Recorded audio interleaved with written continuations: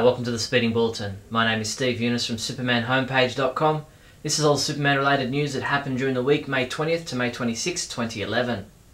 In movie news, Warner Home Video this week launched an official website for the upcoming release of Superman the Motion Picture Anthology on Blu-ray. The website contains the promotional trailer you're watching now, details on the contents of each Blu-ray disc in the collection, links for on-demand downloads and image gallery, downloadable wallpapers, icons and email signatures, and a Fortress of Solitude quiz and trivia. Visit the site at supermananthology.com. The must-own comprehensive Superman the Motion Picture Anthology on Blu-ray includes all 6 versions of the Superman films in the original theatrical franchise, plus 20 hours of bonus features including the never-before-seen original opening to Superman Returns. Pre-order Superman the Motion Picture Anthology on Blu-ray from Amazon.com for its June 7 release. A new poster image for Superman Requiem, the upcoming independent fan film, was released this week. When the Man of Steel loses some of his powers after an evil villain attacks him with kryptonite, though he must overcome his obstacles and prove he really is a Superman. Follow updates on this November 2011 film via themanofsteelisback.com.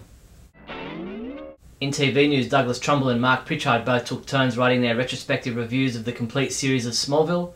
Doug said, "A fantastic decade-long journey with some ups as well as downs," while Mark remarked, "They say it's not the destination that matters, it's the journey. If that's true, then Smallville has probably earned its accolades." Cartoon Network's Mad series targeted the series finale of Smallville for a parody segment titled Smallville Turn Off the Clark this week. The segment shows Clark finally donning the Superman costume, only for the series to end. Upset that he doesn't get to do anything in the suit, Clark and the Smallville cast are hired for a musical theatre production that continues the story beyond the series finale of the TV show, with musical numbers like Small by Myself. Funny stuff. Fans in the UK and Ireland who have been waiting somewhat patiently for the 10th and final season of Smallville to air locally only have a few more weeks to wait. E4 will air the premiere of Season 10 on Tuesday, June 7th at 9 PM. Warner Home Video released further images of the packaging for the DVD release of Young Justice Season 1 Volume 1. Collecting together the first 4 episodes of the series, Young Justice Season 1 Volume 1 will go on sale July 19th and is now available to pre-order from Amazon.com. Unfortunately, for reasons not yet explained, Cartoon Network has decided to delay the airing of new episodes of the Young Justice animated series to an as-yet undetermined future date. The new episode titled Targets was supposed to air on Friday, June 3rd, but Cartoon Network has decided to change its schedule. We'll let you know when new episodes are scheduled to air. Back in early April, Warner Home Video announced that Season 2 of the Justice League animated series would be released on Blu-ray. This week they sent out the official press release for this Blu-ray set. The 2-disc collector set includes all 26 second season episodes, plus several interesting bonus features.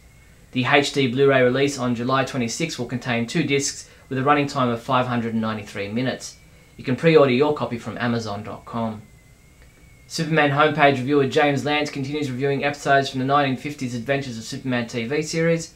Check out his review of the Season 5 episode The Phony Alibi, in which crooks use an invention of Professor Pepperwinkle that transmits people through telephone lines to provide alibis for their crimes. The LA Times reports that Jeff Johns and Jim Lee are set to make bombshell announcements about Superman and the DC Universe at the Hero Complex convention in early June. There's a lot of conjecture and speculation doing the rounds, but we'll all just have to wait for the 2011 Hero Complex Film Festival, which runs June 9th to June 12th at the Chinese Six Theatre in Hollywood, LA. ComicBookResources.com interviewed writer Joshua Hale Fialkov and asked him all about his 3-issue run on Superman Batman, which takes us back to the early years of the world's finest duo. He said, "Rather than having Superman come to Gotham, instead I have Clark Kent, reporter, come to Gotham, and he finds himself immediately having to make decisions that Superman would never have to, especially involving his new friend, Batman, who he admires and doesn't quite understand at the same time." Fialkov's first issue of Superman Batman, issue number 85, hits comic book stores on June 8th. Comic books we reviewed this week included Superman Batman number 84, which was reviewed by Michael Bailey, who gave it a 4 out of 5, saying, "All in all, this was a great little story that I fully expected to despise." Jeffrey Bridges reviewed Supergirl number 64, saying, "After all the build-up, this was quite a bit of a letdown for me," and he rated it a 2 out of 5. Justice League of America number 57 was reviewed by Ralph Silver, who gave it a 4 out of 5, stating, "This story is a change of pace from last issue and I enjoyed it quite a bit." Adam DeChannel reviewed Young Justice number 4, saying, "Brilliantly written and leading superbly into the future episodes of the show. and he gave it a 5 out of 5 score. While DC Universe Online Legends number 8 was reviewed by Jeffrey Taylor, who gave this comic a 5 out of 5 rating, saying, "This is my favourite part of the story so far." There's just one Superman comic shipping this week from May 25th, well, 2 if you count the second printing of Action Comics 900, but the new comic this week is Action Comics 901, which is available in a variant cover as well. In other news, Hot Toys released a gallery of 16 images showcasing their upcoming Superman the movie figure. Their announcement reads, "We are proud to present the great collectible figure of this brave and kind-hearted hero with a strong sense of justice, morality and righteousness to our fans, which is a must-have item to fulfill everyone's dream in childhood. You'll believe a man can fly." The 1/6 scale collectible figure of Superman as portrayed by Christopher Reeve will be released in the coming months. Priced around $200 US, the figure sure looks swell. A theatre production titled Superman 2050 is currently playing at the Second City Training Center in Chicago. A story of epic proportions performed on a 21 square foot platform with 7 actors using only their bodies to create props, scenery, soundtrack and characters. There are 4 more performances on May 28th, June 4th, 11th and 18th. Tickets are just $12. Visit secondcity.com for further details and to purchase tickets. Seems that Cleveland, Ohio can't win a trick when it comes to anything Superman related. First, thieves stole a historical plaque about Superman co-creators Jerry Siegel and Joe Shuster, which was later retrieved. Now a car has driven through the ornamental fence that surrounds the site of Shuster's former home, damaging metal plates that tell the story of Superman as seen in the first issue of Action Comics in 1938. The car damaged 7 of 15 large colour plates that reprint the story. The fence and plates will now have to be repaired and replaced. Variety.com reports that DC Comics has won a small victory in the ongoing legal battle over the rights to Superman. A federal magistrate judge ruled that documents that could prove that the Siegel's attorney Mark Toberoff poisoned its relationship with Siegel and Shuster's heirs in an attempt to gain his own control over ownership rights of the character should be released to DC.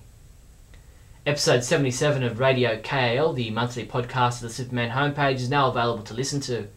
In this month's show, Scotty and I discuss Smallville episodes, including the series finale, the Smallville musical score, Smallville the complete series DVD box set, Young Justice, Action Comics 900, Superman 711, Superman Celebration in Metropolis, Illinois, and much more. Be sure to also check out The Last Son of Krypton Chapter 77 and Lost Daughter of Krypton Chapter 49 audio dramas from pendantaudio.com. That's all the Superman news there was for the week May 20th to May 26th. I'm Steve Younis from supermanhomepage.com. Great Scott! Great Scott! Great Scott!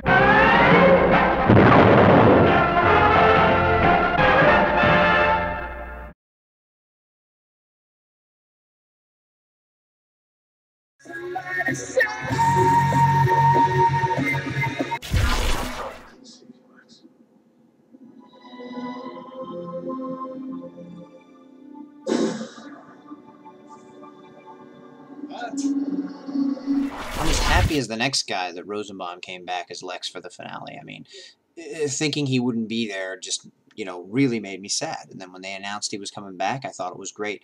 And here he plays Lex Luthor as if he never left. Unfortunately, the writing is so silly that it makes no sense that Lex would even have this scene with Clark, or be like, oh, well, thanks to me, you're going to be Superman, and we both know who can save the world, Clark. Now go do it. Dumb.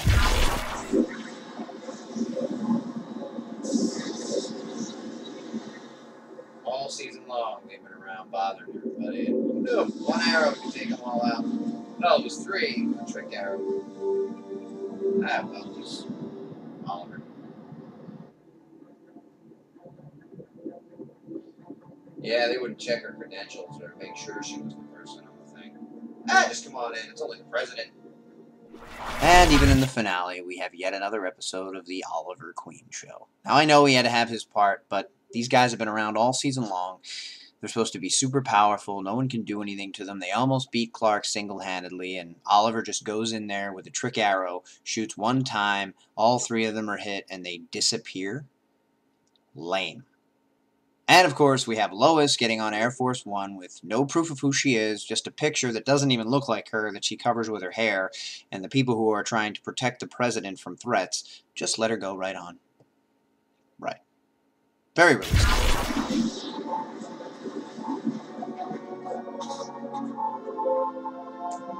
Finally. Flight. So CK can finally fly, huh? Wow. Well, I must admit, my favorite part of the show was when, through the eye of Clark, we saw him talking to Jor-El in the fortress, and he finally got his ability to fly and flew through Darkseid. I've seen a lot of people complaining that this was a bad way to end the Darkseid plot, and that one super punch from Clark was a silly way to end it. And on one hand, I agree, but I also think it was so epically cool that he finally took his Superman stance and flew through him. And plus, it was Lionel being taken over by Darkseid, not really the fullest manifestation of Darkseid, which people complain we shouldn't have on Smallville anyway. So now we can imagine that sometime in the future, when Clark is in his full Superman awesomeness, we would maybe have seen the real Darkseid, and that this was just a minion that was easily dispatched by Clark once he had his full super on.